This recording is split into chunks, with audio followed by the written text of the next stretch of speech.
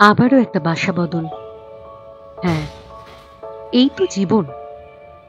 একটা বাসা একটু একটু করে স্বপ্নের মতো সাজানোর পর সময়ের দাবি মেনে আবারও তাকে ছেড়ে পাড়ি জমাতে হয় নতুন কোনো আস্তানায়। আমি কথা বলছি আমাদের প্রতিবেশী মৌদিদের। গত ২ বছর আগে ভরা সংসার নিয়ে আমাদের পাশের বাড়িটির একতলায় ভাড়া আসে। স্বামী, স্ত্রী, শাশুড়ি, ননদ এবং একমাত্র কৃতি সন্তান। ছেলেটি মানে সোহম সত্যিই কৃতি। সিম্বাসিস পুনা থেকে তার পড়াশোনা শেষের আগেই কর্মজীবনে প্রবেশ করেছে। কিন্তু আফসোস একটাই, তার এই সাফল্য চোখে দেখে যেতে পারল না তার বাবা। কারণ গত ২০২৩ সালের শেষে মৌদির স্বামী অনন্তলোকে পাড়ি দিয়েছেন।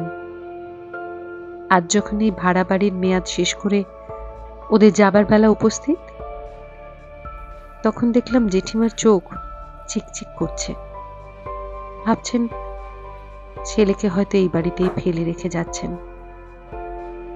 আসলে চলে তো আমাদের সবাইকেই যেতে হয়, কিন্তু কিছু কিছু যাওয়া থাকে যেগুলো মন সায় দেয় না কিছুতেই। এই যে যেমন আজ এই বাড়ি ছেড়ে চলে যাওয়ার সময় মৌদির ননদ বুলাদি, যিনি বলতে বা শুনতে না পেলেও তার মনের ভাব, মনের কষ্ট কত সহজে ইশারায় আমাকে বুঝিয়ে দিয়ে গেল। আসলে মনের সংযোগ হতে শব্দ বা ভাষা কোনো প্রতিবন্ধকতাই তৈরি করতে পারে না।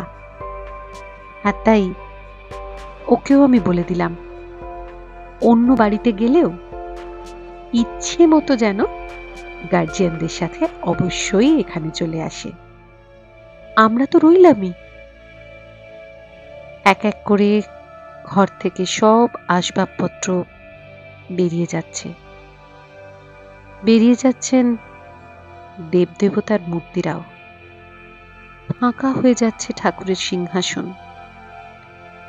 প্রতিদিন সকালে যেদিকে তাকিয়ে এই জানলা থেকে মানি ঠাকুর নমস্কার করত, আজ সেই জায়গাটা বড় ফাঁকা। তার উদাসী চোখও আজ ওই ফাঁকা সিংহাসনে সাধের গোপালকে খুঁজতে গিয়ে কোথায় যেন হারিয়ে যাচ্ছে। এদিকে সময় তো থেমে থাকে না, ঘড়ি টিকটিক করেই চলেছে।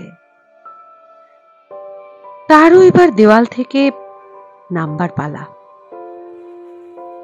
এক এক করে সমস্ত আসবাবপত্র ভ্যানে উঠছে, কাছেই যাবে।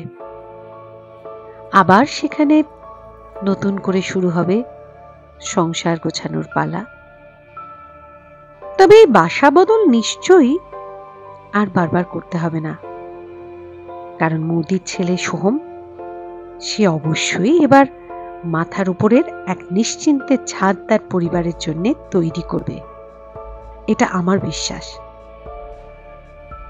আর এই ফাঁকা আবাসটিতেও হয়তো আবারও নতুন কোনো পরিবার আসবে। তাদের সঙ্গেও হয়তো এইভাবেই আমাদের আত্মীয়তা গড়ে উঠবে, অথবা উঠবে না।